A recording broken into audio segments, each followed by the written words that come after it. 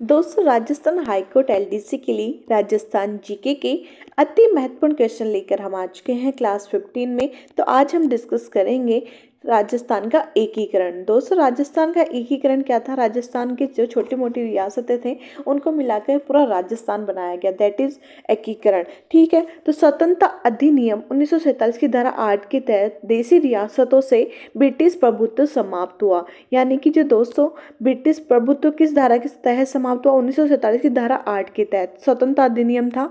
स्वतंत्रता अधिनियम आया, स्वतंत्रता अधिनियम 1947 आया, उसकी धारा 8 के तहत देशी रियासतों से ब्रिटिश का प्रभुत्व समाप्त हो गया, यानी कि भारत आज़ाद हो गया। तो जब भारत आज़ाद हुआ तो उसमें भारत के टाइम पे 562 रियासतें थी, यानी कि टोटल भारत में 562 रियासतें थी दोस्तों। जिसके लिए क्या किया? रियासती विभाग की स्थापना की गई। रियासती विभाग की स्थापना क्यों की गई? रियासती विभाग की स्थापना रियासतों का एकीकरण करने के लिए की गई। दोस्तों, रियासती विभाग का क्या कार्य था कि रियासतों का एकीकरण किया जाएगा, सारी रियासतों को मिला के संपूर्ण भारत बनाया जाएगा। तो रियासती विभाग की स्थापना कब की गई? 5 जुलाई 1947 को रियासती विभाग की स्थापना की गई। इसका मुख्यालय बनाया गया नई दिल्ली को। अध्यक्ष बने सरदार वल्लभ भाई पटेल, सचिव थे वीपी मेनन और मंत्री थे एनवी गाडगिल। दोस्तों, मुख्यालय कहाँ है? मुख्यालय नई दिल्ली में। किसका? रियासती विभाग का। अध्यक्ष बनाया सरदार वल्लभ भाई पटेल को, सचिव बनाने वीपी मेनन को और एनवी गाडगिल इसके मंत्री बने। दोस्तों, ये चीज़ें हमें याद रखने की है। तो वापस देख लो कि रियासती विभाग की स्थापना हुई 5 जुलाई 1947 को। मुख्यालय नई दिल्ली में बनाया गया। सरदार वल्लभ भाई पटेल इसके अध्यक्ष थे, वीपी मेनन इसके सचिव थे, मंत्री थे एनवी गाडगिल। क्यों बनाया गया रियासती विभाग? की रियासतों का एकीकरण करने के लिए। ठीक है दोस्तों, अब रियासतों का एकीकरण करने के लिए जो रियासती विलय संबंधी समस्याएं, रियासतों को विलय करने में कोई मिलना चाहता था, कोई नहीं मिलना चाहता था। तो उस टाइम पे रियासती विलय संबंधी समस्याओं का समाधान करने के लिए नरेंद्र मंडल की बैठक की गई। यानी कि जो नरेंद्र मंडल की बैठक की गई तो उसका अध्यक्ष बनाया गया लॉर्ड माउंटबेटन को। ये हमारा जो लास्ट अंग्रेज अधिकारी था लॉर्ड माउंटबेटन। ठीक है, तो 25 जुलाई 1947 को ये बैठक की गई। इसका अध्यक्ष थे लॉर्ड माउंटबेटन। तो इसमें दो पत्र बनाए गए, एक तो था इंस्ट्रूमेंट ऑफ एसेशन यानी भारत का विलय पत्र, और दूसरा था स्टैंड स्टिल अग्रीमेंट, जो रियासत जो अपना स्वतंत्र अस्तित्व रखना चाहती है। यानी कि जो रियासत में जो प्रॉब्लम आ रही थी कि भैया हम जो विलय करना चाहते हैं उसमें कुछ मिलना चाहते थे, कुछ नहीं मिलना चाहते, तो उसके लिए नरेंद्र मंडल की बैठक की गई। अध्यक्ष बनाया गया लॉर्ड माउंटबेटन को। कब की गई? 25 जुलाई 1947 को। दो पत्र बनाए कि भैया जिसको हमें भारत में विलय होना है वो इंस्ट्रूमेंट ऑफ एसेशन पे सिग्नेचर कर दे, और जिसको स्टैंड स्टिल अग्रीमेंट करना है यानी कि अपना स्वतंत्र अस्तित्व बनाए रखना है, उनको शर्त दे दी कि जनसंख्या 10 लाख से अधिक होनी चाहिए आप लोगों की, और वार्षिक आय 1 करोड़ होगी, तो ही आप अलग से अपनी एक रियासत का या फिर देश बना सकते हैं। ठीक है, तो आगे बढ़ते हैं। भारत में विलय पत्र पर हस्ताक्षर करने वाले प्रथम शासक। दोस्तों, अब जब विलय शुरू हो गया तो सबसे पहले भारत की बात कर रही हूँ मैं, सबसे पहले भारत में किसने किया विलय पत्र पर हस्ताक्षर? प्रथम शासक कौन था भारत के नाम पे?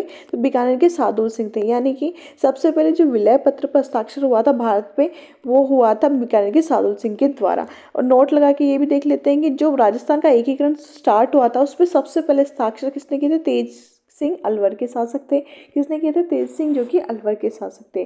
दोस्तों, एकीकरण के समय यानी कि जब भारत आज़ाद हुआ था तब राजस्थान में कुल 19 रियासतें थी, 3 ठिकाने थे जिन्हें नॉन सैल्यूट स्टेट कहा जाता था। ये लावा टोक एक हो गया, जो क्षेत्रफल की दृष्टि से सबसे छोटा ठिकाना था।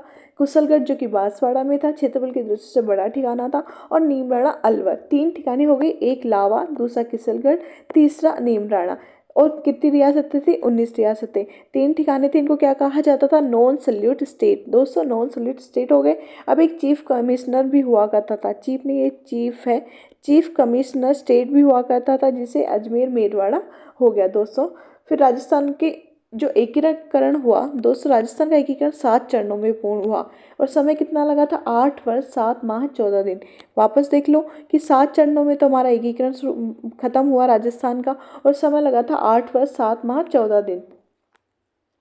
अब एकीकरण के समय प्रथम चरण की बात कर लेते हैं। तो जो प्रथम चरण है मत्स्य संघ का, दोस्तों इसकी स्थापना हुई थी 18 मार्च 1947 को। जो 18 मार्च 1947 को इसकी स्थापना हुई, यानी कि 18 मार्च 1947 को इसका उद्घाटन किया गया। इसमें कौन कौन सी रियासतें और ठिकाना मिलाया गया? ABCD नीम के नीचे। ये ट्रिक है, ABCD नीम के नीचे, यानी कि A से है अलवर, B से है भरतपुर, C से है करौली, D से है धौलपुर और नीम के नीचे से है नीमराना ठिकाना। यानी कि प्रथम चरण में 4 चीज़ों को मिलाया गया था, अलवर, A से, B से भरतपुर, C से करौली, D से धौलपुर और नीमराना।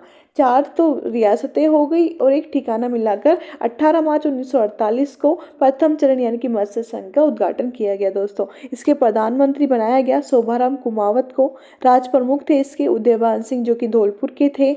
उपराज प्रमुख कौन थे? गणेश पाल सिंह। उद्घाटन हुआ, NV गाडगिल ने इसका उद्घाटन किया और राजधानी बनाया अलवर को। दोस्तों ये सब इम्पॉर्टेंट स्लाइड है, इसमें से ये चीज़ें हमें याद होनी चाहिए। तो इस पर क्या क्या है? प्रथम चरण मत्स्य संघ बोल दिया, 18 मार्च 1948 को इसका उद्घाटन हुआ। ABCD नीम के नीचे, यानी कि जो अलवर, भरतपुर, करौली और धौलपुर है वो नीमराना इसमें ठिकाना था। इसका प्रधानमंत्री बनाया गया शोभाराम कुमावत को। उपराज प्रमुख बनाया गया उदयभान सिंह, धौलपुर के थे ये शासक। उपराज प्रमुख बनाया गया गणेश पाल सिंह को। उद्घाटन किया NV गाडगिल ने और राजधानी है इसकी अलवर। आगे बढ़ते हैं। अब जो मत्स्य संघ रखा गया इसका नाम, यानी कि जो प्रथम चरण था उसका नाम मत्स्य संघ रखा गया, किसकी सिफारिश पे रखा गया? KM मुंशी की सिफारिश पर। जो प्रथम चरण का नाम है वो मत्स्य संघ रखा गया KM मुंशी की सिफारिश पर।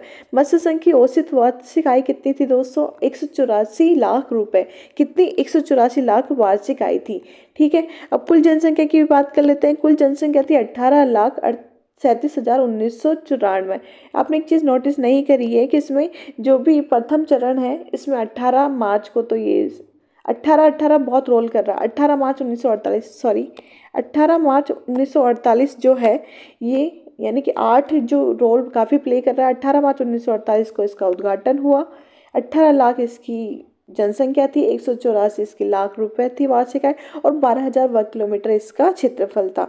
दोस्तों मत्स्य संघ में जो मंत्री भी थे, तो मत्स्य संघ में मंत्री बनाए गए उन्होंने, तो शपथ कौन कौन से मंत्री ने? गोपीलाल यादव जो भरतपुर के थे, मास्टर भोलेनाथ अलवर के थे, चिरंजी लाल करौली के थे और डॉक्टर मंगल सिंह धौलपुर के थे। इन सब के नाम हमें याद होने चाहिए। अब इसके बाद हम द्वितीय चरण की बात करेंगे अगले वीडियो में। प्लीज़ लाइक से सब्सक्राइब।